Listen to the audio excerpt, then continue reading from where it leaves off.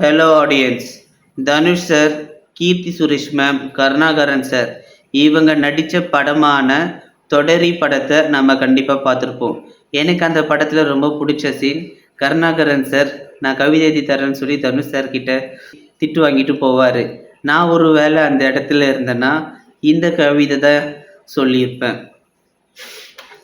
படிக்கிறேன். நிலவாயிருக்கும் என்னுடையவளுக்கு நகல் யாருமில்லை.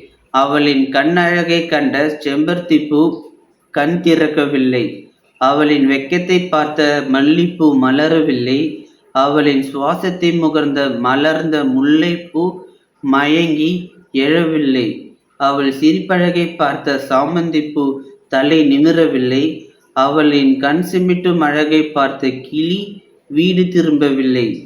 அவளின் குரல் அழகை கேட்டு குயில் வாய் திறக்கவில்லை. அவளின் பாதம் பட்ட இடத்தில் ரோஜா பூக்கள் பூக்காமல் இருந்ததில்லை.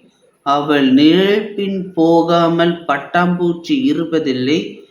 அவள் பேச்சழகை ரசித்த என் மனம் என்னிடம் திரும்பவில்லை.